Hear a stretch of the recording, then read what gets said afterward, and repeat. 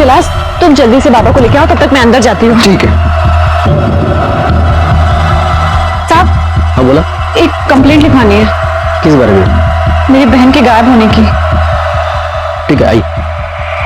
सुन मेरी बात सुन, आज जो भी बात करना वहां कर लेना। अभी ज्यादा देर हम नहीं रुक सकते। कौन गायब हुआ है? साहब मेरी ताई। ये दोनों कौन है? ये मेरे बाबा हैं। ये विलास है, मेरा मंगेतर। इनसे मेरी शादी होने वाली है। बैठिए। नाम क्या है तुम्हारे ताई का? आरती शिर्के, मनसे लग्न आदि अंबेडकर। कहां से गायब हुई है वो? अपने ससुराल से। कब से गायब है? साहब 6 महीने से। 6 महीने से? 6 महीने से आपकी बेटी गायब है और आपको कंप्लेंट करने की अब सूझी? नहीं साहब, ऐसी बात नहीं है। हमें भी आज ही आरती के ससुराल वालों ने बताया कि आरती हमारे पास 6 महीने पहले आई थी। लेकिन साहब आरती हमारे पास आई ही नहीं। आपको आज पता चला? मतलब इतने समय तक आपने अपनी बेटी से संपर्क करने की कोशिश भी नहीं की? साहब ये गलती हुई है। 6 महीने तक हमारी बेटी से कोई बातचीत नहीं हुई। आज हमने जब फोन किया तो पता चला कि वो अपने ससुराल में नहीं है। महिला सशक्तिकरण, अपनी पहचान, अपने पैरों पर खड़े होना, पुरुषों के साथ कंधे से कंधा मिलाकर चलना, ये सारी दावेदारियां आज भी हमारे समाज में खोखली लगती हैं जब हम आरती जैसी किसी लड़की की कहानी सुनते हैं। और दुख की बात तो यह है कि आंकड़ों में भी आरती जैसी लड़कियों की गिनती घटने की बजाय बढ़ती हुई दिखाई दे रही है। आज भी लड़की माँ बाप के लिए एक बोझ है जिसे वो जल्द से जल्द किसी दूसरे के हवाले कर अपनी जिम्मेदारी से मुक्ति पाना चाहते हैं। कहने को तो ससुराल और मायका 2 घर होते हैं, लेकिन एक पर भी वो अपना अधिकार नहीं दिखा सकती। क्या आरती इसी कड़ी का हिस्सा थी? क्यों उसके ससुराल वालों को और मायके वालों को उसकी कोई खबर नहीं थी? क्या हुआ था उसके साथ? क्यों उसके पिता और बहन ने पिछले 6 महीने से उससे बात नहीं की थी? आखिर क्या राज था इस सब के पीछे? तो जब इतने अरसे से आपने उससे बात नहीं की तो आज क्या जरूरत पड़ी? मधु और विलास की शादी की तारीख पक्की करने विलास के घर वाले हमारे घर आए थे। बहुत खुशी का माहौल था, इसलिए शादी की तारीख 24 सितंबर को निकली है। अब सिर्फ 3 महीने रह गए तैयारी में। अभी डेट भी फिक्स हो गई है, तो मेरी बात मानो, गुस्सा छोड़ दो, ताई को बुला लो। हाँ मधु, विलास ठीक कह रहा है। ये झगड़ा बगड़ा भूल जाओ और ताई को फोन लगाओ। ठीक है बाबा, आप लोग जैसा बोले। चलो मैं फोन लगा के देता हूँ।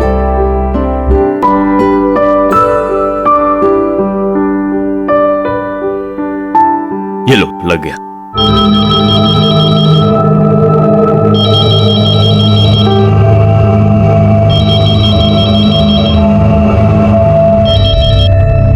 हेलो। हेलो, वीना ताई, मैं मधु बोल रही हूँ, आरती की बहन। चलो शुक्र है, तुम लोगों को हमारी याद तो आई। देखो अब तुम दोनों बहनों का झगड़ा खत्म हो गया हो तो आरती को घर वापस भेज दो। आरती और श्वेता के बिना घर सुना सुना लगने लगा है। वापस भेज दो मतलब? देखो मधु, बिगड़ने वाली कोई बात नहीं है, पर 6 महीने से श्वेता को लेकर आरती मायके गई हुई है। अब हमारे बारे में भी तो सोचो। आस पड़ोस के लोग अब पूछने लगे हैं हमें। पर ताई तो है ही नहीं यहाँ पे। क्या? क्या हुआ मधु? क्या बोल रहे हैं वो लोग? बाबा वो कह रही हैं कि ताई वहाँ पे नहीं है। क्या? मतलब 6 महीने से आरती के साथ उसकी बेटी भी गायब है? हाँ साहब। ऐसा क्या झगड़ा था तुम्हारा आरती के साथ? साहब ऐसे कोई झगड़ा नहीं साहब, मतलब कोई झगड़ा नहीं था, वो तो आपसी मनमुटाव था थोड़ा। ऐसा क्या मनमुटाव था कि आपने अपनी बेटी से 6 महीने तक बात नहीं की? साहब मैंने कई बार अपनी बेटी को फोन लगाने की कोशिश की, लेकिन मुझे डर था कि कहीं वो नाराज ना हो, इसलिए मैंने फोन नहीं लगाया। ये गलती हुई साहब, इसकी सजा आप मुझे दे सकते हैं, लेकिन मेरी बेटी को ढूंढो साहब। मुझे डर है कहीं उन लोगों ने उसके साथ। किन लोगों? उसके ससुराल वालों ने? नहीं साहब, वो ससुराल कहाँ? बार्शी में साहब।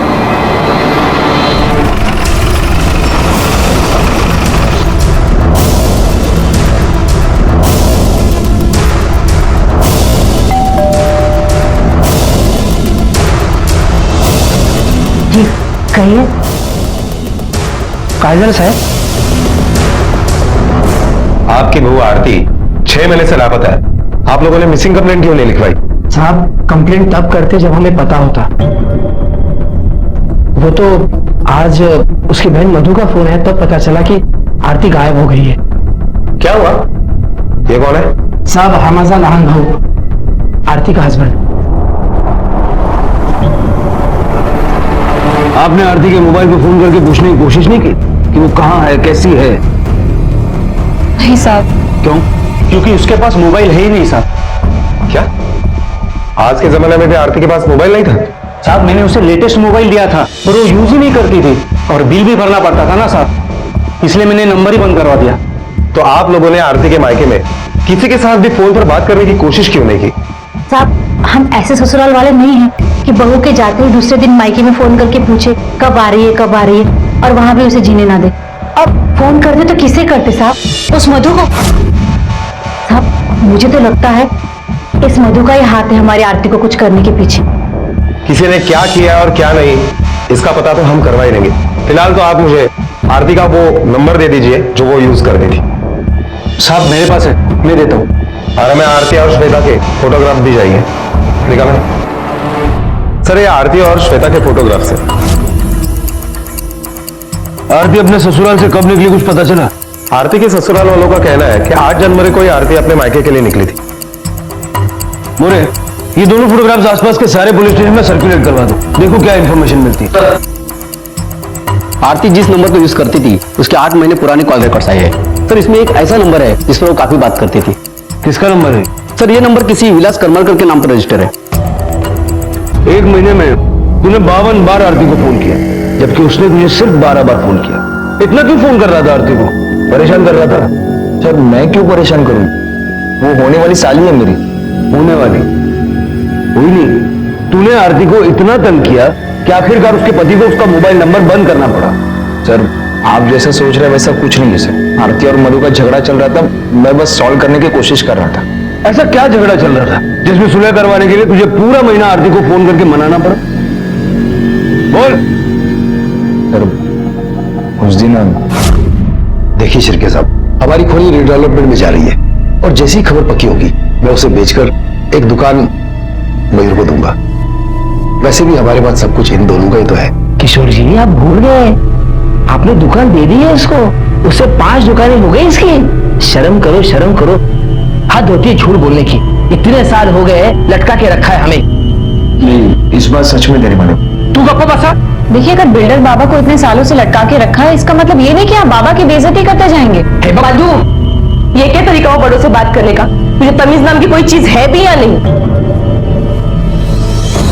ताई, मुझे तमीज सिखाने की बजाय अपने ससुराल वालों को देखिए, जो कि दहेज के लिए बाबा की बेइज्जती किए जा रहे हैं। अरे दीवा दीवा, अरे आरती बता इसे, हमारे ऊपर दहेज लेने का इल्जाम लगा रही है। अरे शादी होने के बाद कभी हम तुझे परेशान किया? कभी पूछा दहेज के लिए? अरे हमें क्या पता पूछा है कि नहीं पूछा है, लेकिन हम जब भी यहाँ आते तब आप ऐसे ही हमारी बेइज्जती करते रहते हैं। मधु, क्या बक रही है तू?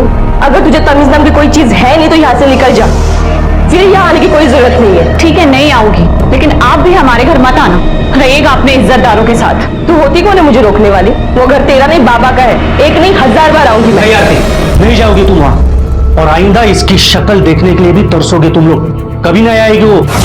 साहब, मुझे पता था कि विलास ताई को फोन करता था, लेकिन मुझे लगता था कि अगर हम दोनों बहनों का झगड़ा खत्म नहीं हुआ तो हमारी शादी की डेट आगे बढ़ सकती है। मतलब विलास को समझ में आ गया था कि आरती मानने वाली नहीं है और इसीलिए उसने आरती को गायब कर दिया। साहब, विलास ऐसा नहीं कर सकता। वो हम दोनों बहनों के बारे में कभी बुरा नहीं सोच सकता। मोरे, मेरे करियर का ये पहला ऐसा मिसिंग केस है जो इतना पेचीदा है। सर, मुझे लगता है कि ये दोनों फैमिलीज हमसे झूठ बोल रही है, क्योंकि ये बात हजम नहीं हो रही है कि पिछले 6 महीने से किसी ने भी आरती की पूछताछ करने की कोशिश नहीं की। सर, कहीं ऐसा तो नहीं कि ये केस मिसिंग का ना होकर किडनैपिंग का हो? नहीं मोरे, अगर ऐसा होता तो फिरौती का कॉल जरूर आता। सर, अगर ऐसा है तो ये भी हो सकता है कि आरती का किसी के साथ अफेयर चल रहा हो और आरती अपनी मर्जी से उसके साथ चली गई हो। मोरे, अगर आरती मयूर को छोड़ के किसी और के साथ रहना चाहती थी तो अपनी बेटी को क्यों साथ ले गई? सच कुछ और ही है, और इतना तय है कि आरती के साथ जो कुछ भी हुआ वो सोलापुर और बार्शी के बीच में हुआ। जरा पता करो 8 जनवरी को कोई ऐसा रोड हादसा हुआ है क्या जिसमें 6-7 साल की बच्ची और उसकी मां इन्वॉल्व है? Okay sir.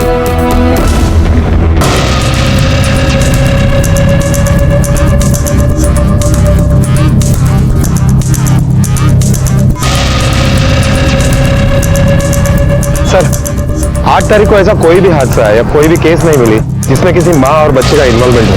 पड़ोसियों से बातचीत करके कुछ हाथ लगा? सर ज्यादातर लोगों की आरती के बारे में राय अच्छी ही है, किसी के साथ कोई बदतमीजी नहीं करती थी, ससुराल में भी कोई प्रॉब्लम नहीं था। हाँ, एक दो लोगों का कहना है कि बहुत एटीट्यूड में रहती थी, बहुत घमंड था उसे। मामा नून चाह दे। इसका मतलब है कि घूम फिर के हम फिर वहीं आ गए। सर आरती के बारे में एक नई बात पता चली है कि वो शादी से पहले किसी डॉक्टर शाह के यहाँ पर काम करती थी और इसी वजह से उसे मेडिकल का नॉलेज भी था। डॉक्टर शाह? आरती शिर्के मतलब आरती अंबेकर आपके क्लिनिक में काम करती थी? जी हाँ, आरती मेरे ही क्लिनिक में काम करती थी और यहीं पर मयूर ने आरती को पसंद भी किया। इंस्पेक्टर आरती बहुत अच्छी लगी। क्या शादी की वजह से उसने काम छोड़ दिया? जी नहीं, ऐसी बात नहीं है। शादी के बाद भी उसने नौकरी कंटिन्यू की, लेकिन जब वो प्रेग्नेंट हो गई तो उसने काम छोड़ दिया। इनफैक्ट उसकी बेटी श्वेता मेरे ही क्लिनिक में पैदा हुई। उसके बाद वो वापस आई थी काम? जी नहीं, लेकिन हाँ उसके कुछ महीनों बाद वो अपनी बहन मधु को यहाँ लेकर आई थी और उस दिन यहाँ बहुत शोर शराबा भी किया। शर्म नहीं है तुम दोनों को ये सब करते हुए? ताई, हम आपकी मदद लेने आए हैं, गालियां सुनने नहीं। अगर आप हमारी मदद कर सके। मधु, अबॉर्शन का मतलब भी जानती हो तुम? और तुम्हारी हिम्मत भी किसी शादी से बनी ये सब करने की? मुझे पता है तुमने ही इसे भड़काया होगा। नहीं ताई, सोचा होगा कि जो कुछ भी होगा इसे झेलना होगा, तुम तो साफ बच जाओगे, है ना? ताई ये क्या कह रहे हो आप? सोचा था आप बहनों में हालत समझोगी मेरी, लेकिन आप तो। चलो विलास, चलो यहाँ से। हाँ जाओ। आरती तुम रो क्यों रही हो? और वैसे भी आजकल ये आम बात हो चुकी है, तुम्हें उसे डांटने के बजाय समझाना चाहिए। चलो बुलाओ उसे और तब तक मैं राज को बोलकर अबॉर्शन की तैयारी करवाता हूँ। अबॉर्शन में कितनी तकलीफ होती है ये वो नहीं जानती। मैं इतने आराम से कह रही, जिस पे बीतती है उसको पूछो। तुम ये सब कैसे कह सकती हो? कहीं तुम्हारा अबॉर्शन? मुझे लेट हो रहा है, मैं चलती हूँ। सर हमारी इंक्वायरी मधु और विलास के खिलाफ ही जा रही है। ये भी हो सकता है कि इन दोनों ने आरती और श्वेता के साथ कुछ किया हो और अब हमारे सामने कबूल करने से मना कर रहे हो। बिल्कुल हो सकता है, क्योंकि आरती को इन दोनों का रिश्ता पसंद नहीं था, दोनों के पास मकसद था। सर एक बस कंडक्टर ने आरती का फोटो पहचाना है, चला मी घेऊन आलोय. घेऊन आतमध्ये आणा. ठीक है सर. हाँ सर, मैं सोलापुर से मुंबई के लिए बस लेके गया था. यही थी ना वो? इसके साथ एक 6-7 साल की बच्ची भी थी. हाँ सर, मुझे साफ साफ याद है. यही औरत बैठी थी बस में और इसके साथ एक छोटी लड़की थी. लेकिन साहब वो औरत कुछ बोल नहीं रही थी, शांत शांत लग रही थी. कहाँ का टिकट लिया था उसने? साहब मुझे ऐसा लग रहा था कि औरत कुछ सदमे में थी. तो मैंने बच्ची को पूछा तो बच्ची ने कहा कि बस जहां तक जा रही है वहां का टिकट दे दो. तो फिर मैंने उन्हें मुंबई के 2 टिकट दे दिए. मुंबई में लास्ट स्टॉप पे उतरे थे? नहीं साहब, मुंबई तो पहुंची नहीं. पता नहीं बीच में कहां उतर गई. मुझे ऐसा लगता है कि हाईवे पे जब बस चाय पानी के लिए रुकी ना, तभी वो दोनों उतर गई. सोलापुर से मुंबई तक जहां जहां तुम्हारी बस रुकी सभी जगहों के नाम लिखवा लो, पढ़े लेंगे. Okay sir. मोरे, इन सभी पुलिस स्टेशन से कांटेक्ट करो. Okay sir.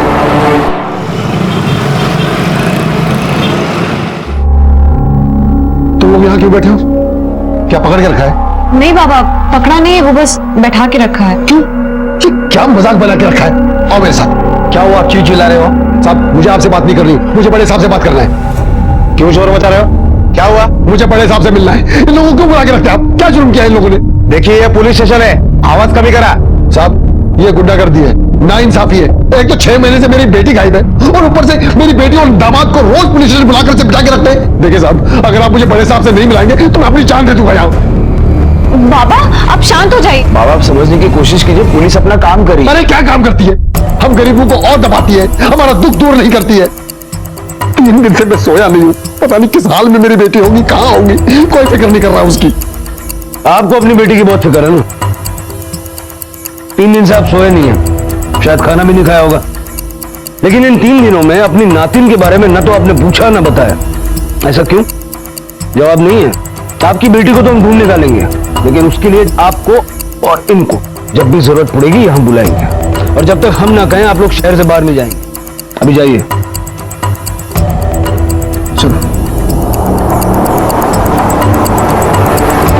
मोरे ताज्जुब की बात, 6 महीने से आरती अपने ससुराल से गायब है. उसके ससुराल वाले और मायके वाले आरती को ढूंढने की बात तो कर रहे हैं, लेकिन किसी को श्वेता की नहीं पड़ी. उनके परिवार का इकलौता बच्चा गायब है और कोई उसका जिक्र तक नहीं कर रहा। Thank you sir. Hello sir, देखा आपने आजकल गरीब से गरीब आदमी को भी मोबाइल की जरूरत और आदत है, जबकि आरती के हस्बैंड का कहना है कि आरती के पास इसलिए मोबाइल नहीं था क्योंकि वो उसे यूज ही नहीं करती थी और बेकार में बिल भरना पड़ता था, जबकि मयूर की खुद की मोबाइल की दुकान है। सर मुझे लगता है कि आरती के गायब होने के पीछे जरूर कोई साजिश है। हो सकता है कि जानबूझ के उसने आरती का फोन बंद करके रखा हो, वरना मयूर की दुकान में तो इतने सारे मोबाइल पड़े होंगे, कोई भी उठा के दे सकता है। मोरिस, मयूर की दुकान है कहाँ? ये लीजिए ना, फिर ये भी आपके बजट में बैठ रहा है। एक काम करो ना, पता दूसरा लगवाना।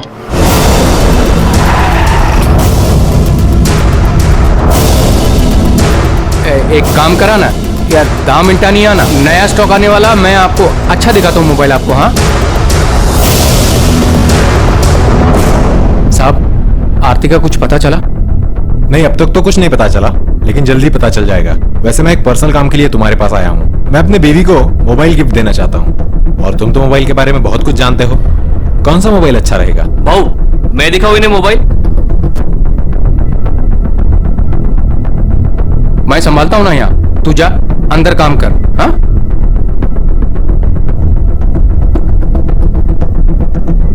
साहब, अब बीवी को मोबाइल देना है तो बेस्ट क्वालिटी का ही देना चाहिए ना साहब। और वैसे भी आजकल मोबाइल का ही तो पैसा लगता है। आजकल सिम कार्ड तो फ्री आता है, आप प्रीपेड लीजिए ना, इनकमिंग तो फ्री है ही। इतना कुछ मोबाइल के बारे में जानते हो, सिम भी फ्री आता है, इनकमिंग भी फ्री है, तो अपने बीवी को फोन क्यों नहीं दिया? और जब उसका फोन था वो बंद कर दिया उसके गायब होने के 1 महीने पहले, क्यों? देखिए साहब, आप क्या हुआ, अंदर जाकर काम कर। देखिए साहब, आप झूठ मूठ फंसा रहे हैं मुझे।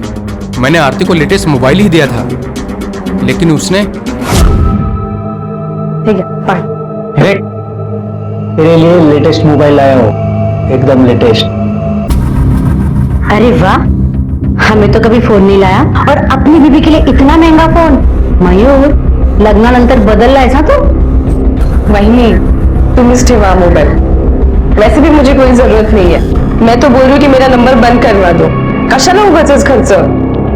बाबा, बाबा आरती बोलते हैं, कैसे हो? मधु कैसी है?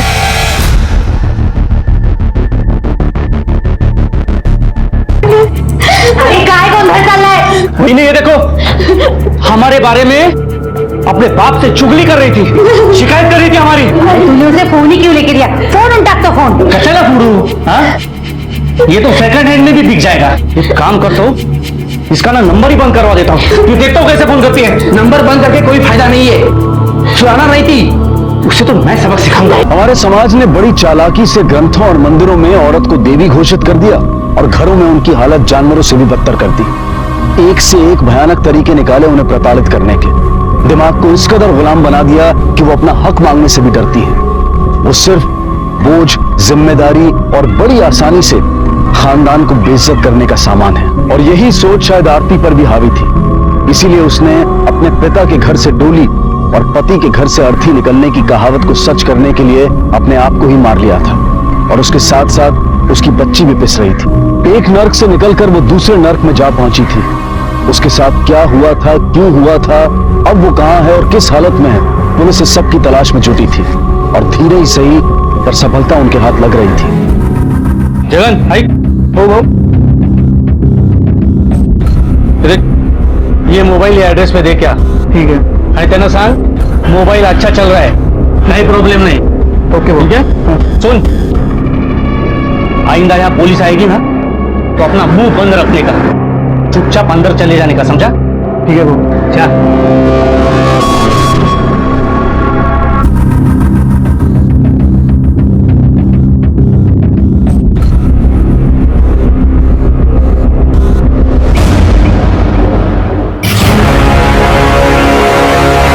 काही खरं सांगायचा, वरना यहाँ से साबुत नहीं जाएगा तू। साहब क्या बताओ साहब, मुझे तो मालूम भी नहीं आप क्या पूछ रहे हो साहब। मैं समझाता हूँ क्या बोलना है।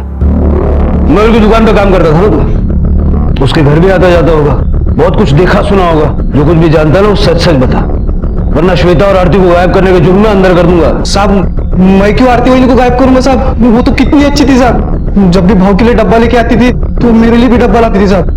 तो पिछले 2 साल से उन्होंने दुकान में आना बंद कर दिया साहब। तो भाव का डब्बा लेने मैं ही घर पे जाता था। एक दिन जब घर पे डब्बा लेने गया तो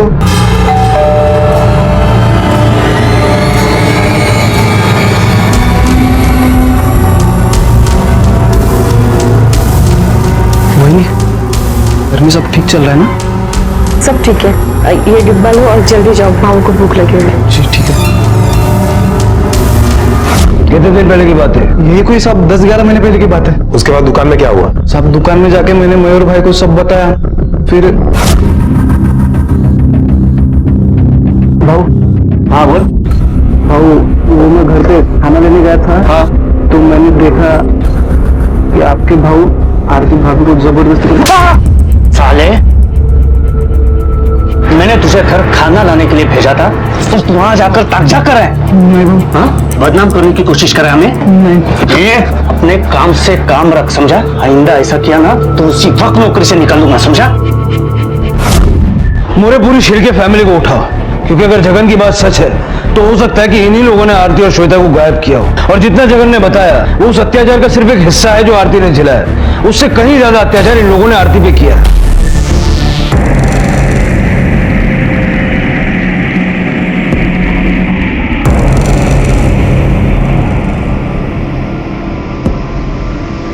क्या हुआ?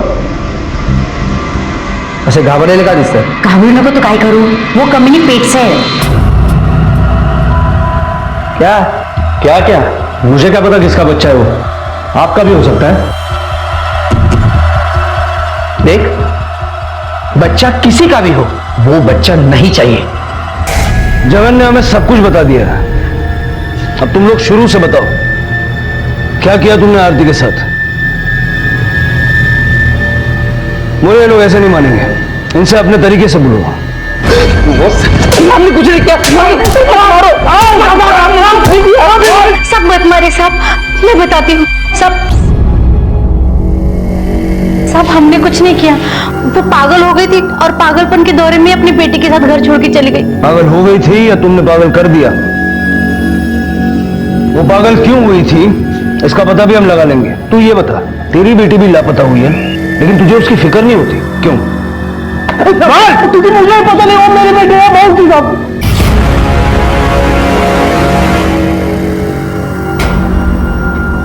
चल अब इतना बता दिया तो बाकी भी बता दे, छुपाने के लिए कुछ रहा नहीं अब। अरे मयूर, क्या झूठ बोल रहा है तू? बोल, तेरा भाव आरती के साथ जबरदस्ती करता था ना? हाँ, वो आरती का रेप करता था लेकिन तू चुप रहा, क्यों? पर पापा तो बोल रहे हैं ना कि वो पैसे दे देंगे। कभी देना पैसे? तुम हमेशा सिर्फ यही कहती हो, जिसने आज तक पैसे नहीं दिए वो क्या अब पैसे देगा? मयूर कुछ तो बोलो ना, तुम चुपचाप क्यों बैठे हो? मैं क्या बोलूं? सही तो बोल रहे हैं ये दोनों। तेरे बाबा बेवकूफ तो बना रहे हैं हमें। और एक बात सुन, ये दोनों सिर्फ मेरे भाई और भाभी नहीं है, बल्कि मेरे आई बाबा है जिन्होंने पाला है मुझे आज तक। बहुत एहसान किया है इन्होंने मुझ पर। तुम लोगों के अत्याचार की वजह से जब वो पागल होने लगी तो तुमने उसे घर से भगा दिया? नहीं साहब, हमने उसे नहीं भगाया। वो कब चले गए हमें पता नहीं। मोरे, इनको इतना मारो कि इनकी सारी हेकड़ी निकल जाए। इनको समझ में आना चाहिए कि एक मासूम लड़की के साथ इन्होंने क्या किया।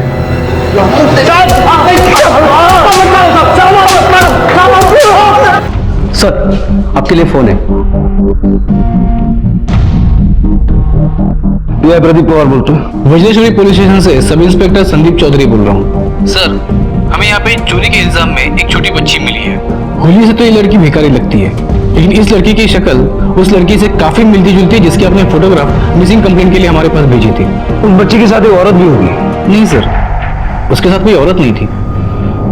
ठीक है, हम जल्द से जल्द वहां पहुंचते हैं। Thank you.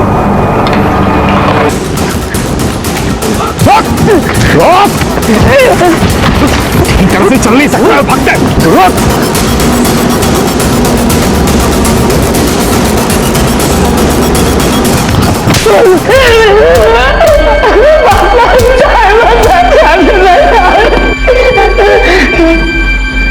बोल, वो औरत तुझे कहां मिली? शुरू से लेकर के अब तक की पूरी कहानी बता। वरना तेरी एक टांग टूटी है, दूसरी हम तोड़ देंगे। वो आरती सब पहले से ही पागल थी। तेरे जैसे घटिया लोगों की वजह से डिपार्टमेंट का नाम खराब होता है।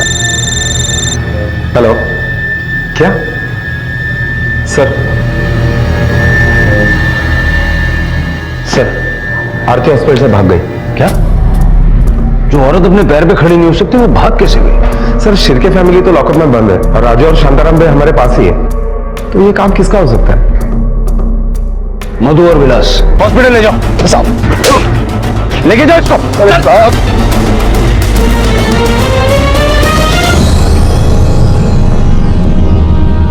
चलाता नहीं तो और क्या करता साहब? वैसे भी वो जिंदा लाश थी, एक बोझ बन गई थी वो समाज में। कैसे किसी को मुंह दिखाता? बोझ वो नहीं, बोझ तेरे जैसे सोच वाले लोग हैं। और जब बाप होकर तू नहीं समझा उसे, तो ये समाज क्या समझेगा? क्योंकि वो भी तो तेरे जैसे लोगों से बना है। काश उसे मिटाने की जगह उसे बचाने की, उसे जिंदा रखने की कोशिश करता तो तेरे इस समाज को भी एक उदाहरण मिलता। आरती और आरती जैसी हर लड़की की प्रताड़ना के लिए हम सब जिम्मेदार हैं। जो सभ्य होने का दिखावा तो करते हैं, लेकिन अपने घरों की अदृश्य जेलों में अपनी लड़कियों को कैद करके रखते हैं। उनमें आत्मविश्वास भरने की बजाय उन्हें कमजोर होना सिखाते हैं, जिसकी वजह से वो अपने ऊपर होने वाले हर अत्याचार को अपना नसीब समझ लेती हैं। आज की सीख उन तमाम लड़कियों के लिए है जो अपने आप को कमजोर मानकर दूसरों के लिए जीती हैं। जब ये अपने लिए जीना लड़ना चाहेंगी, तभी ये समाज उन्हें जीने देगा। इसी विचार के साथ अब मैं अनूप सोनी आपसे विदा लेता हूं। फिर मुलाकात होगी अगले एपिसोड में एक और चौंका देने वाले केस के साथ। तब तक अपना और अपने परिवार का ख्याल रखें और देखते रहें क्राइम पेट्रोल डायल 100। सबक एक को, सीख हम सबको। जय।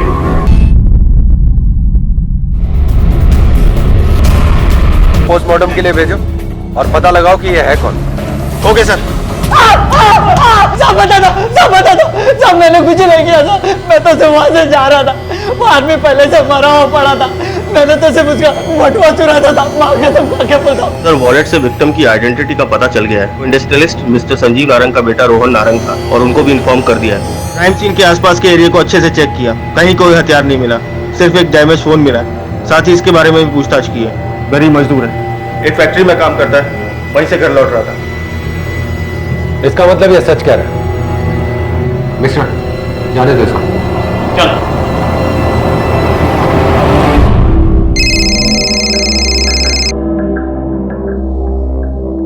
हेलो, जी हाँ, संजीव नारंग। क्या?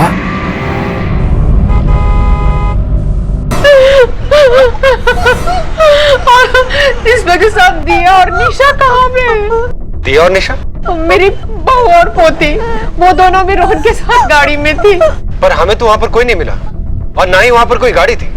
किस गाड़ी की बात कर रही हैं? उस गाड़ी का नंबर बता सकते हैं आप? तिवारी सर, उस गाड़ी का नंबर बताइए, नोट करो। Hello, patrolling 421। Hello patrolling. जी सर। रोड पे जो मर्डर विक्टिम मिला है, उसकी बीवी और उसकी एक बच्ची भी थी साथ में, जो कि इस वक्त लापता है। बीवी का नाम दिया, उम्र 26 साल, और बच्ची का नाम निशा, उम्र 5 साल। जी सर। इन दोनों का एक सफेद रंग की सेडान कार में होने का अनुमान है। इसका नंबर है DL10।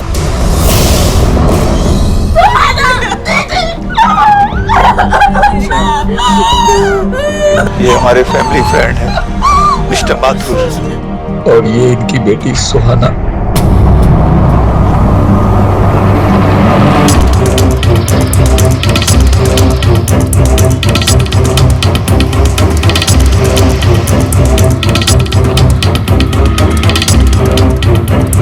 Hello, control room.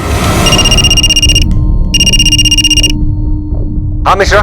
Sir, हमें रोहन की कार मिल गई है, वारदात से कुछ 12 किलोमीटर दूर। फॉरेंसिक को कॉल करके उस गाड़ी को एग्जामिन करो और तुम एक टीम के साथ उस पूरे एरिया की तलाशी लो। वो लोग ज्यादा दूर नहीं गए होंगे। Okay sir. मिस्टर नारायण, आपको बॉडी सुबह पोस्टमार्टम के बाद हैंडओवर कर दी जाएगी। अभी आप लोग जा सकते हैं, प्लीज।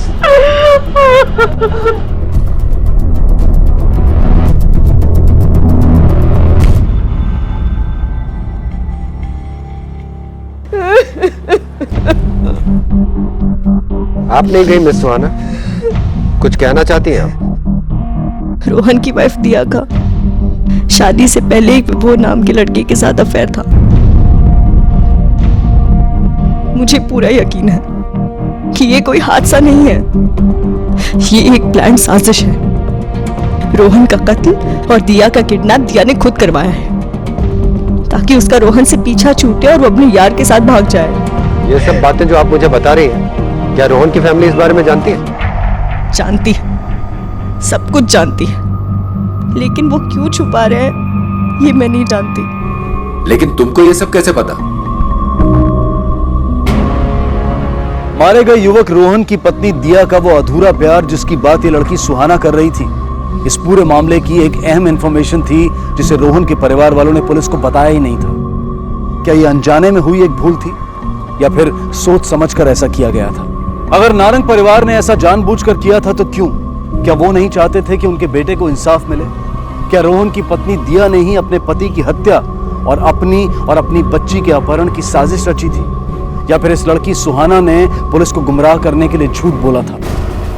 बहरहाल पुलिस ने विभोर का पता दिया के कॉल रिकॉर्ड्स की मदद से निकाल लिया और उस तक पहुंच गई। तुम विभोर हो?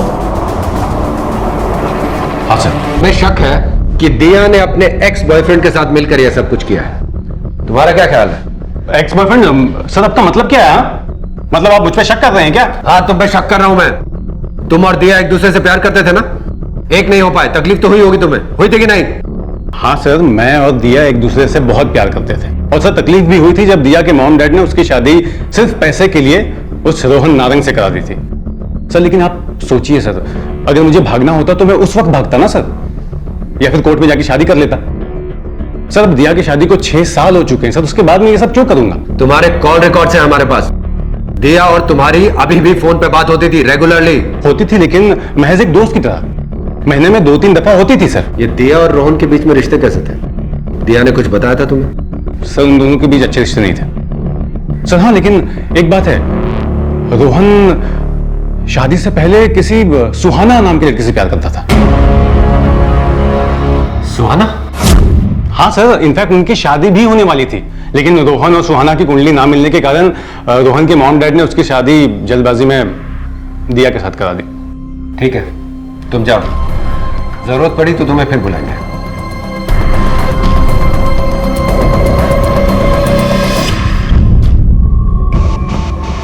रोहन, सुहाना, दिया, विभोर, इनके बारे में सभी जानते हैं। कुछ छिपाने जैसा है ही नहीं। हाँ, मैंने आपसे ये बात इसलिए छिपाई क्योंकि मुझे लगा कि इन बातों का इस मामले से भला क्या ताल्लुक हो सकता है। इस मामले से किस बात का ताल्लुक हो सकता है और किस बात का नहीं, यह तय करना आपका काम नहीं है मिस्टर नार, हमारा काम। आपके बेटे रोहन और आपकी बहू दिया के बीच में रिश्ते ठीक नहीं थे, इसके बारे में कुछ कहना है आपको?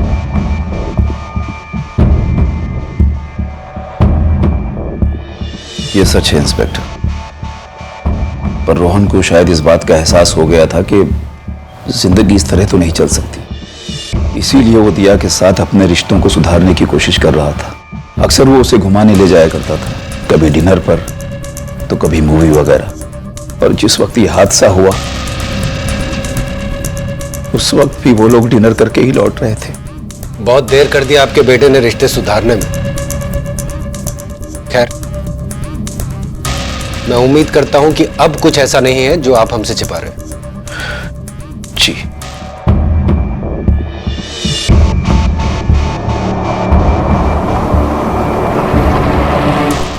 सर हमने दिया और विभोर के कॉल रिकॉर्ड्स को चेक किया, कुछ भी सस्पिशियस नहीं मिला। विभोर सच कह रहा है सर। सर वो महीने 2 महीने में कभी 1 आध बार उसे कॉल किया करता था, उसमें भी कोई लंबी ड्यूरेशन की कॉल नहीं है और ना ही कोई लेट नाइट कॉल्स है। सर हो सकता है ये मामला फिरौती के लिए की गई हत्या का हो या फिर किडनैपिंग का। हो सकता है, लेकिन अगर अगले कुछ घंटों में फिरौती के लिए मांग नहीं की जाती है तो इससे यह क्लियर हो जाएगा कि यह कांड फिरौती के लिए नहीं किया गया, बल्कि इसकी वजह कुछ और। तिवारी, उन सीसीटीवी फुटेजेस का क्या हो? सर हमने उस रूट की सभी सीसीटीवी कैमरे की फुटेज निकलवा ली, हमारी टीम उसे चेक कर रही है, जैसे कुछ पता चलेगा वो हमें इन्फॉर्म करेंगे। हेलो, हाँ ठीक है, ओके। सर एक इन्फॉर्मेशन मिली है सर, रोहन की लाश के पास जो डैमेज फोन मिला था, हमारी आईटी टीम ने उसका डेटा रिट्रीव कर लिया है। कुछ मिला उसमें से? हाँ सर। सर जिस वक्त रोहन दम तोड़ रहा था उसने किसी को कॉल किया। किसे?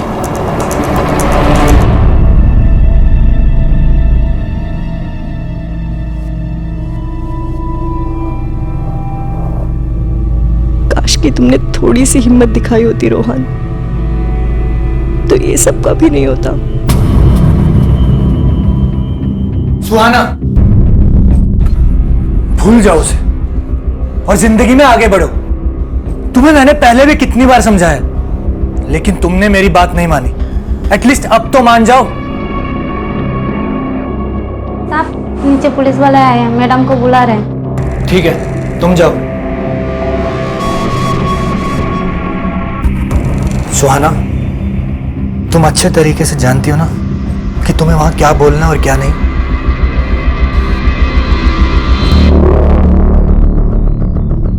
आपने हमसे बहुत कुछ छिपाया मिस सुहाना, अपने और रोहन के अफेयर के बारे में, और यह भी कि जब रोहन के साथ यह हादसा हुआ था तब उसने आपको फोन किया था।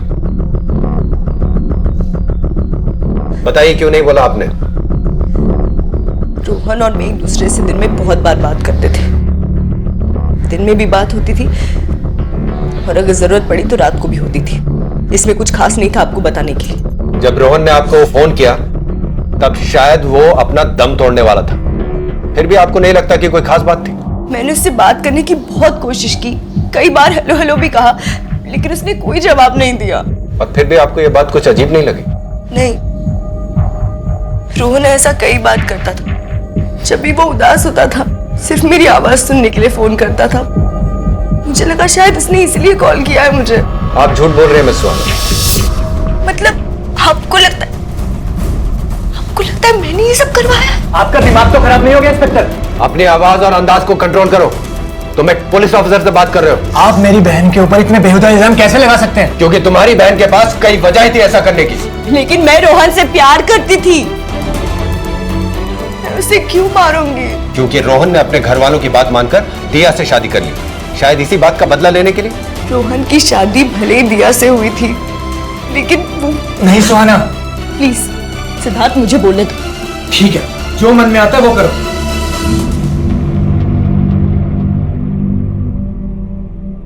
लेकिन उसकी पत्नी मैं थी। मतलब? रोहन ने कभी दिया को दिल से अपनी बीवी माना ही नहीं। उसने सिर्फ अपने पेरेंट्स के प्रेशर में आके दिया से शादी की, पेरेंट्स के प्रेशर में आके एक बच्चा पैदा किया, लेकिन वो दिल से हमेशा मुझे अपनी बीवी मानता था। फैक्ट हम साथ में सोते भी थे। ये सब के बाद भी मैं दिया को क्यों किडनैप करवाऊंगी और रोहन को क्यों मारूंगी, आप बताइए ना।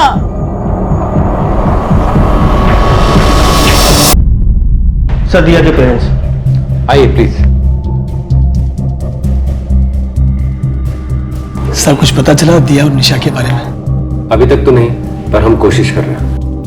रोहन और दिया के रिश्ते अच्छे नहीं थे ये तो हम जानते हैं, लेकिन क्या कभी दिया ने आप लोगों को रोहन या उसके परिवार वालों के बारे में कुछ ऐसा कहा जो आप हमें बताना चाहें, या फिर ऐसी कोई भी बात जिसे इस केस से जोड़कर देखा जा सके? शादी की बात की जिंदगी के बारे में दिया ने हमें कभी कुछ नहीं बताया। हमें जो कुछ भी पता चलता था वो प्रतिभा से पता चलता था। प्रतिभा? सर मेरी छोटी बहन दिया की बुआ। दिया प्रतिभा से सारी बातें शेयर करती थी। तिवारी सर, प्रतिभा जी का नंबर और एड्रेस इनसे ले लीजिए। Okay sir. आप लोग मेरी बात क्यों नहीं समझ रहे हो? मैं कह रही हूँ दिया ने भाई को मरवाया। हम सब लोग जानते कि भाई दिया को पसंद नहीं करते थे, बस इसी बात का बदला लेने के लिए उसने भाई को मरवा दिया। आपको क्या लग रहा है दिया किडनैप हो गई है? वो कोई किडनैप नहीं है, वो सिर्फ नाटक कर रही है। कुछ दिन बाद खुद ही वापस आ जाएगी भाई की विधवा बनके प्रॉपर्टी पे क्लेम करने। बस निधि बस कर, हम सब सच्चाई जानते हैं, तो फिर क्यों?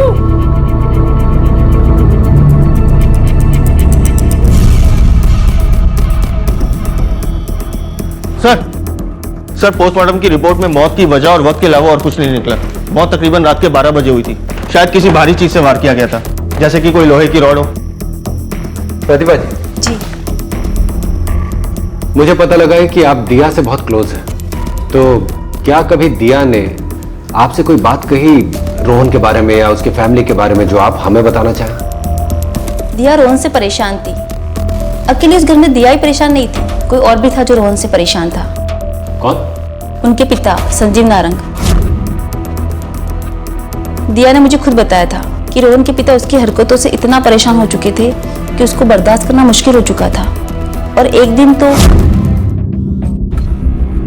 रोहन, तो तुमने ये तय कर लिया है कि तुम अपने बाप के मुंह पर कालिक पोत के रहोगे? नहीं अंकल, ऐसी बात। तुम पति बन गए, एक पिता बन गए, तब भी तुम्हें अक्ल नहीं आई।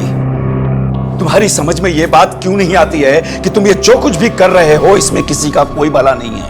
मैंने उस औरत से इसीलिए शादी की क्योंकि आपने कहा था। फिर आपने कहा कि आपको दादाजी बनना है तो मैंने आपको वो भी बना दिया। तो अब आप और क्या चाहते हैं? रोहन, बात को समझने की कोशिश। डैड, समझने की बारी ना अब आपकी है। क्योंकि ऐसा है कि मेरी लाइफ अब जैसी चल रही है ना, आगे भी अब से ऐसे ही चलेगी। अब इस बात से आपके मुंह पे कालक फूटती है या सफेदी, ये मेरा प्रॉब्लम है। तो फिर मिस्टर नारंग ने क्या कहा? कुछ नहीं, उन्होंने इस बारे में रोहन से कभी कुछ बात नहीं की। और कोई ऐसी बात जो दिया ने आपसे कही? नहीं सर। आप जा सकती। सर, इसका मतलब मिस्टर संजीव नारंग खुद ही अपने बेटे से हार मान चुके थे या हार मानने का दिखावा कर रहे थे? मतलब? तिवारी, पैसा और रुतबा कमाना इतना आसान नहीं होता। इसके लिए आदमी किसी भी हद तक जा सकता है। सर, इसका मतलब मिस्टर संजीव नारंग ने खुद ही अपने बेटे को... अभी कोई दावा नहीं किया जा सकता, लेकिन ये हो भी सकता है। मिस्टर संजीव नारंग इस शहर का बहुत बड़ा नाम है और रोहन की हरकतों की वजह से उनका नाम खराब हो रहा था। तो हो सकता है इस शर्मिंदगी से बचने के लिए मिस्टर नारंग ने अपने ही बेटे को इस दुनिया से दूर कर दिया। लेकिन सर, इस थ्योरी में दिया और निशा ये फिट नहीं बैठती। तिवारी, हो सकता है ये किडनैपिंग भी महज एक दिखावा, इस पूरे ड्रामे को हादसे का रूप देने के लिए। हो सकता है कि दिया और निशा को कहीं सही सलामत छिपा के रख दिया गया और कुछ ही दिनों में वो लौटा है। इस नारंग के बारे में सब कुछ पता करो, इसके कॉल डिटेल्स, बैंक डिटेल्स, किससे मिलता है, सब कुछ। Okay sir. कुछ गलतियां तब समझ में आती हैं जब उन्हें सुधारने का वक्त हाथों से निकल चुका होता। हम सब ने शायद बहुत बड़ी गलती की थी उन दोनों को इस रिश्ते में बांधकर। आप क्यों रो रही है बहन जी? जबकि गलती तो हमारी है। हमने ही अपनी बेटी का हाथ आपके बेटे के हाथ में देने से पहले उसकी असलियत जानने की कोशिश नहीं की। बस करो अनुजा। क्या बस करूं? देखिए, आपके बेटे के साथ जो हुआ ना, वो उसके अपने कर्मों का फल था। लेकिन हमारी बेटी के साथ जो हुआ और जो अब हो रहा है, वो तो सरासर नाइंसाफी है जो आप लोगों ने की है, आपके बेटे की असलियत हमसे छिपाकर। और इसके लिए भगवान आपको कभी माफ नहीं करेगा, याद रखिएगा। सर, ये देखिए, जिस सीसीटीवी कैमरे की फुटेज हमारी टीम चेक कर रही थी, उसमें 4 लोग 2 बाइकों पर रोहन की गाड़ी का पीछा करते हुए दिखाई दिए। तिवारी, इन लोगों को देखकर एक बात तो पक्की है कि ये नारंग और सुहाना के फैमिली मेंबर्स तो नहीं हो सकते। जरूर कोई हाइड क्रिमिनल्स है। लगता तो ऐसा ही है sir. Good job Tiwari. Thank you sir. In bikes के नंबर्स के बारे में पता लगा? नहीं सर। सर, रात का वक्त और कैमरे और रोड की दूरी की वजह से बाइक्स की नंबर प्लेट तो नहीं दिखी, लेकिन बाइक्स का मॉडल का पता चल गया। ये बाइक्स जरूर चोरी की रही होंगी तिवारी, क्योंकि कोई भी अपराधी ऐसे अपराध को अंजाम देने के लिए अपनी बाइक का इस्तेमाल तो करेगा नहीं। सर, मैं बाकी के थानों से कोऑर्डिनेट करके चोरी की हुई बाइक्स का पता लगाता हूँ। सर, संजीव नारंग से जुड़ी एक खास बात पता चली। क्या पता लगा? सर, संजीव नारंग ने अपनी सिक्योरिटी में कुछ गुंडे पाले हैं, जिनमें से कुछ तो स्ट्रीट शीटर्स भी हैं और उनमें से एक तो घटना वाली रात से ही गायब है।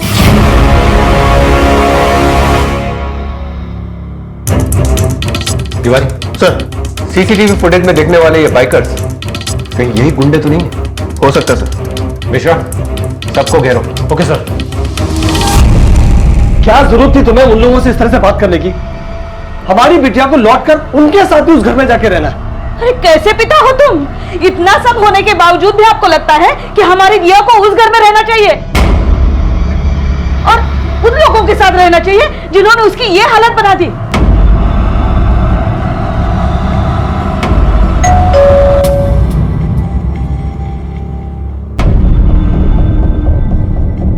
नमस्ते अंकल।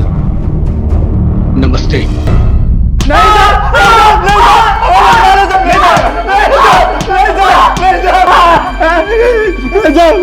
रोहन नारंग को किसने मारा? उसकी बीवी और बेटी कहाँ? बोलो।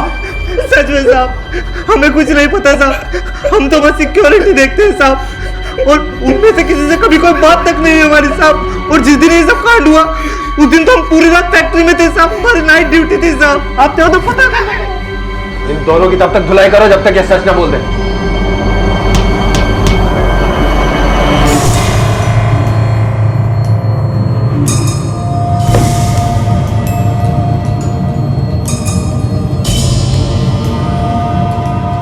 बेटा निशा, इधर आओ,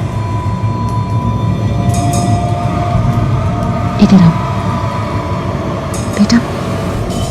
अभी चुप रहना, कुछ मत बोलना, ओके? कोई आवाज नहीं होनी चाहिए। बस इस दरवाजे की तरफ ध्यान देना। अगर कोई आए तो मम्मी को ऐसे क्लैप करके बता देना, ठीक है? आ जाओ।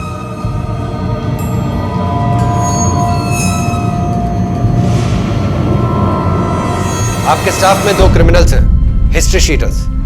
बता सकते हैं इन्हें हायर करने की जरूरत क्यों पड़ी? इस बारे में मुझे कोई जानकारी नहीं है, और जिन लोगों को आपने पकड़ा है वो मेरी कंपनी के सिक्योरिटी गार्ड हैं, जो एजेंसी के थ्रू आते हैं। आपको क्या लगता है कि इतने छोटे लेवल की भर्तियां मैं खुद करता हूंगा? आप मुझ पर शक कर रहे हैं? शक करना हमारा काम है और हम वही कर रहे हैं। यानी आपके कहने का मतलब यह है कि मैंने अपने बेटे को मरवाया है? वो आपके लिए बदनामी की वजह बन गया था मिस्टर नारंग, और आपको अपनी इज्जत, अपना नाम बहुत प्यारा है, तो क्यों नहीं? ठीक है, ठीक है, अपने नाम की खातिर मैंने अपने बेटे को मरवाया।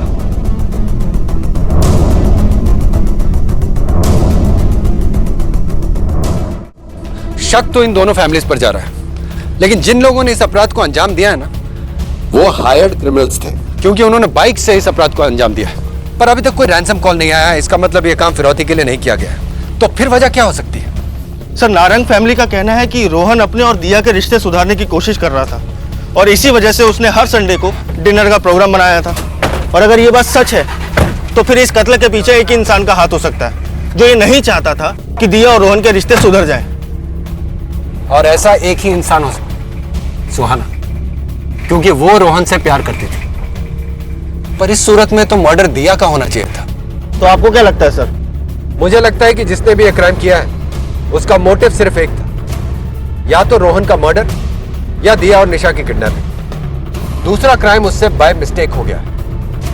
या तो वो लोग रोहन का मर्डर करने आए थे, दिया और निशा ने उनमें से किसी एक को पहचान लिया और उन्हें उन दोनों को किडनैप करना पड़ा, या फिर वो दिया और निशा को किडनैप करने आए थे, रोहन ने उन्हें बचाने की कोशिश की और इस चक्कर में रोहन मारा गया। लेकिन कौन सा क्राइम जानबूझ के किया गया है और कौन सा एक्सीडेंटली हुआ है, इसका कैसे पता चलेगा सर?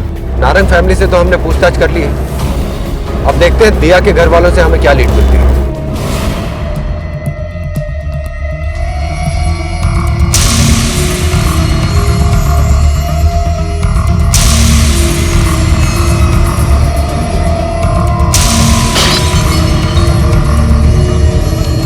निशा, निशा बेटा इधर आओ। देखिए, हमें लगता है कि इस मामले में कोई तो ऐसा है जो अभी तक हमारी नजरों से बचा हुआ है। रोहन की जिंदगी और उसकी जिंदगी से जुड़े राज हमारे सामने हैं, पर अभी तक दिया के बारे में हमें कुछ भी ठीक से नहीं पता है। अगर आपको अब भी लगता है कि ऐसा कुछ है जो कि सामने नहीं आया है, तो दिया की डायरी से आपको उसका पता चल सकता है सर। डायरी?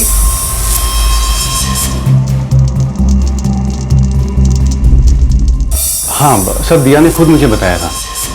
उस घर में किसी से उसकी पटती नहीं थी, इसलिए दिया अपने दिल की बातें उनको बोल नहीं पाती थी, इसलिए उसने डायरी लिखना शुरू किया था। चलो तिवारी। इंस्पेक्टर साहब, यहाँ क्या कर रहे हैं? हमें आपके घर की तलाशी लेनी है। सर्च वारंट है आपके पास? देखिए, हमें अपना काम करने दीजिए। चलो तलाशी लो। इंस्पेक्टर साहब रुकिए, आप ऐसा कुछ नहीं कर सकते। इंस्पेक्टर, मैं अभी अपने लॉयर को कॉल करती हूँ। कर लो लॉयर को।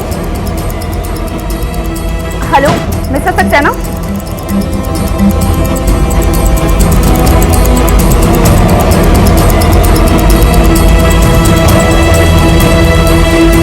ये आप क्या ढूंढ रहे हमारे घर में? देखिए, आपको कुछ नहीं मिलेगा यहाँ। सर, ये डायरी का टुकड़ा मिला है जला हुआ।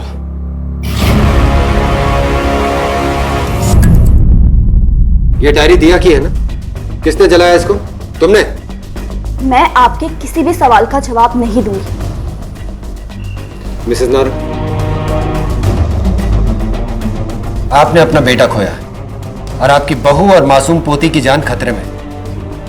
हम उन्हें बचाने की कोशिश कर रहे हैं। हम चाहते हैं कि आपके बेटे को इंसाफ मिले, लेकिन इसके लिए आपको हमारी मदद करनी होगी। हमें बताइए कि दिया की इस डायरी में ऐसा क्या लिखा था कि इसे जला दिया गया? माँ, आपको परेशान होने की कोई जरूरत नहीं है। आपको इनको कुछ भी बताने की जरूरत नहीं है। ये हमारा कुछ नहीं बिगाड़ सकते। आप चलिए यहाँ से, आप चलिए।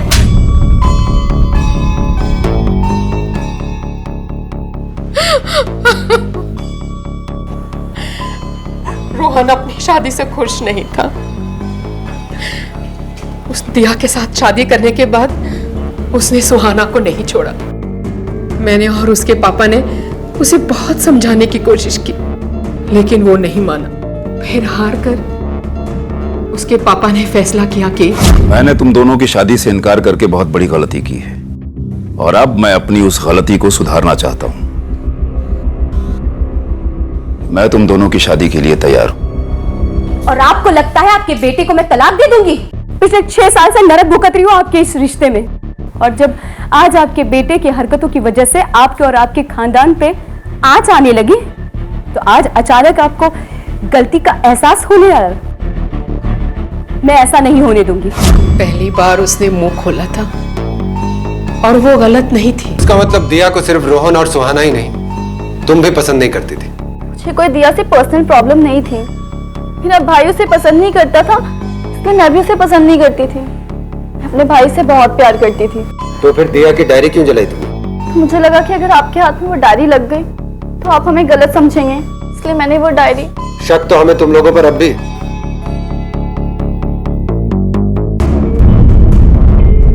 तिवारी, जितने भी लोग रोहन और दिया के टच में थे, उनके दोस्त, रिश्तेदार या कोई भी, उन सब का बैकग्राउंड चेक करो। इनमें से किसी का भी किसी भी तरीके के क्राइम से कोई भी संबंध निकलता हो तो मुझे तुरंत इन्फॉर्म करो। Okay sir.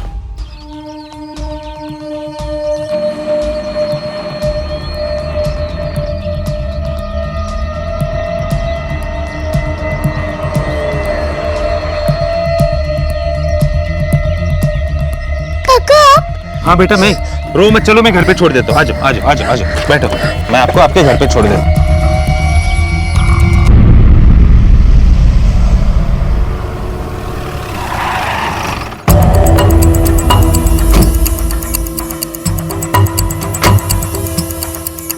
आप खुद ही ड्राइव करती हैं? कोई ड्राइवर नहीं है आपका? वो एक्चुअली आज मेरा ड्राइवर छुट्टी पे है। क्यों? नहीं, कोई बात नहीं। आपसे कुछ पूछताछ कर लेते। हाँ, जब दिया ने रोहन को डिवोर्स देने से मना कर दिया तो मुझे उस पर बहुत गुस्सा आया। लेकिन आप शायद भूल रहे हैं कि जिस रात को दिया और निशा का किडनैप हुआ था, उस रात को रोहन का मर्डर भी हुआ था। और अगर ये सब मैंने करवाया होता ना, तो सिर्फ किडनैप होता, मर्डर नहीं। मैं रोहन से प्यार करती थी इंस्पेक्टर।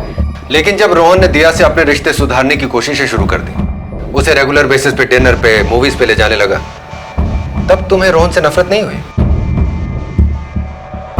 बहुत नफरत हुई थी।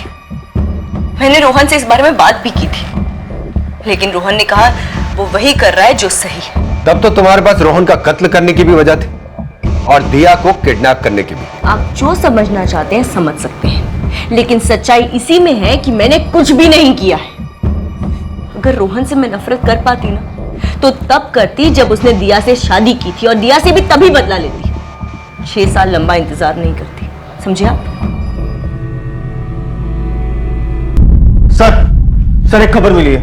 मिस्टर संजीव नारंग ने बैंक से 1 करोड़ रुपए निकाले, वो भी कैश। 1 करोड़? जी हाँ, वो पैसे मैंने ही निकाले थे। किस लिए? उन कातिलों को देने के लिए जिन्हें आपने अपने बेटे की सुपारी दी थी? जी, उन्हीं लोगों को देने के लिए जिन्होंने मेरे बेटे को मार डाला, लेकिन अपनी बहू और अपनी पोती को बचाने के लिए।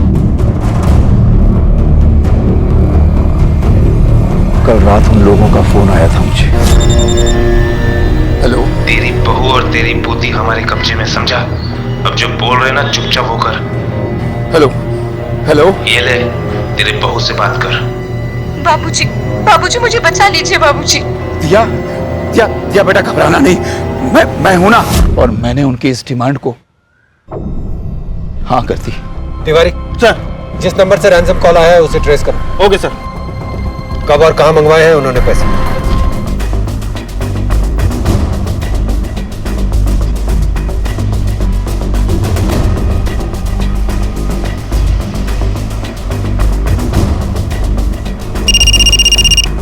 बोलिए मिस्टर नारंग। 1 बजे का वक्त दिया था उन लोगों ने, अब तो 2 बज गए, लेकिन यहाँ किसी का कोई अता पता नहीं है। लगता है उन लोगों को पता चल गया है कि मैंने आप लोगों को इन्वॉल्व कर लिया है। अब वो मेरी बहू और पोती दोनों में से किसी को नहीं छोड़ेंगे, दोनों को मार डालेंगे वो। आप फिक्र मत कीजिए, ऐसा होने से पहले हम उन तक पहुंच जाएंगे। फिलहाल आप अपने घर जाइए और हमारे फोन का इंतजार कीजिए।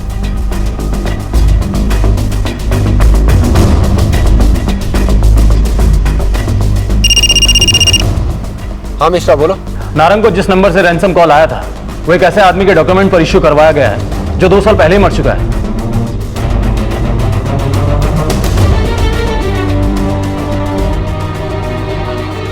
यस सर, दोनों सिम यही के हैं। वो सारे पेपर्स एकदम सही थे सर। हमें कैसे पता कि इस सिम का क्या यूज होने वाला है? कैमरा काम करता है? हाँ जी सर। थोड़ा जूम करो। सर, कुछ 10 दिन पहले खरीदे गए थे सिम कार्ड। तिवारी बहुत कन। और सर इसने एक नहीं बल्कि 2 सिम कार्ड खरीदे थे। सर रोहन अपना खुद का कातिल, ये कैसे हो सकता है? जैसे कि हमें शक था तिवारी, रोहन ने दिया की किडनैपिंग प्लान की और खुद ही अपनी साजिश का शिकार हो गया। ये क्राइम जरूर रोहन ने प्लान किया था, लेकिन इसे एग्जीक्यूट किसी और ने किया है। और वो जो भी है वो रोहन के बहुत भरोसे का आदमी है। पर सर हमने रोहन और उसकी फैमिली, सुहाना और रोहन से जुड़े हर दोस्त, हर रिलेटिव का बैकग्राउंड चेक किया। किसी का कोई क्रिमिनल रिकॉर्ड नहीं है। कोई डायरेक्ट क्रिमिनल रिकॉर्ड नहीं होगा, पर इनडायरेक्ट तो हो सकता है ना। मिश्रा, पता लगाओ कि रोहन के किसी भी करीबी दोस्त, जानकार या रिश्तेदार का कोई भी क्रिमिनल रिकॉर्ड है क्या? जी सर। अगर पुलिस की ये सोच सही थी तो आखिर कौन था वो व्यक्ति? क्या वो रोहन के पिता मिस्टर नारंग थे, या फिर वो सुहाना थी जिसने रोहन द्वारा दिया के साथ की गई हर ज्यादती में पूरी तरह से रोहन का साथ दिया था? लेकिन इनमें से किसी का भी क्रिमिनल्स के साथ कोई डायरेक्ट संबंध ना होना पुलिस को इस सोच के साथ आगे बढ़ने से रोक रहा था। और तभी आई वो इंफॉर्मेशन जिसने पुलिस की मुश्किल को हल भले ही ना किया हो, लेकिन उसने पुलिस को एक अलग रास्ता जरूर दिखाया जिसकी मदद से वो अपराधियों के करीब पहुंच सकते थे। सर सीसीटीवी फुटेज में जो बाइक्स रोहन की गाड़ी का पीछा करते हुए दिख रही थी वो दिल्ली हरियाणा बॉर्डर पर पड़ने वाले गांव से चोरी हुई थी। एक खास बात और सर, रोहन ने जो 2 सिम कार्ड खरीदे थे उनमें से एक की लोकेशन खरीदे जाने के बाद अधिकतर इस गांव से आ रही है। नाम क्या है इस गांव का? बिजवासन सर। तिवारी सर, तुम मेरे साथ चलो।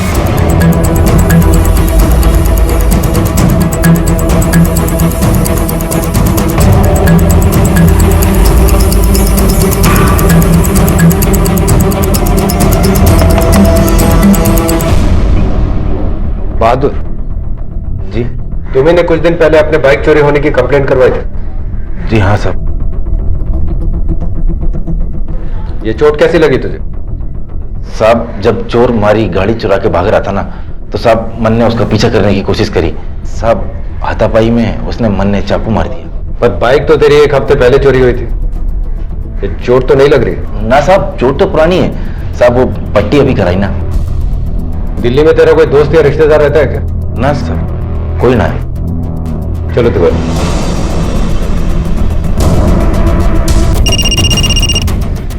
हाँ मिश्रा बोलो।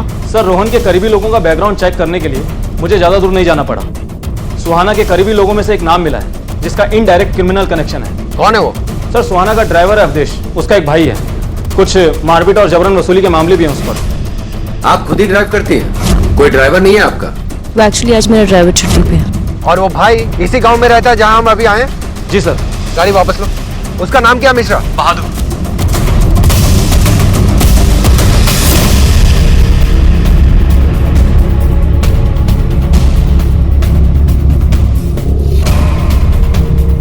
सर इधर आइए। सर ये देखिए, इधर एक कमरा है। हटाओ इस अलमारी को हटाओ।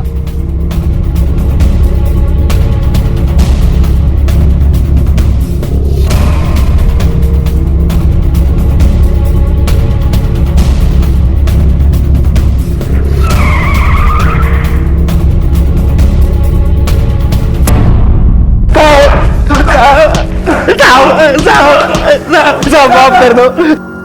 चलो अब शुरू से शुरू करो कि ये सब शुरू कहां से हुआ था। साहब, मैं कई सालों से सुहाना मैडम जी के यहाँ गाड़ी चलाने का काम करता था, इसलिए उनके, रोहन साहब और दिया मैडम जी के बीच में क्या क्या चल रहा था मैं सब जानता था साहब। जब एक दिन मेरा भाई बहादुर किसी को चाकू मार कर मेरे घर छुपने आया तब रोहन साहब ने देख लिया, लेकिन रोहन साहब ने मुझे कहा कि यह बात मैं किसी को नहीं कहूँगा, यहाँ तक कि सुहाना जी को भी नहीं, लेकिन एक शर्त रखी। उन्होंने कहा कि मेरी बीवी का मर्डर करना है तुम्हें किसी एक संडे को। ये 5 लाख रुपए अभी और बाकी का 20 लाख रुपए काम होने के बाद। महीने के हर संडे की रात को रोहन साहब दिया मैडम जी को बाहर लेके जाया करते थे। थोड़ी दूर पर उनकी गाड़ी हमने रोकी, वो मर चुके थे, इसलिए साहब सब गड़बड़ हो गया। जानते हो रोहन और तुम लोगों की सबसे बड़ी गलती क्या थी? तुम ये भूल गए थे कि जुर्म 2 धारी तलवार की तरह होता है। जो तानी किसी पर भी जाए, लेकिन उसका दूसरा सिरा हमेशा उसकी तरफ होता है जो उसका इस्तेमाल करता है। रोहन के माता पिता ने रोहन और दिया की मर्जी के खिलाफ उनका रिश्ता जोड़कर एक गलती की, लेकिन उससे भी बड़ी गलती की रोहन ने उस जिद के आगे घुटने टेक कर और फिर दिया से अलग होने के लिए जुर्म का रास्ता चुनकर। सुहाना ने रोहन की शादी के बाद भी उससे संबंध रखकर इस गलती को और गंभीर बना दिया।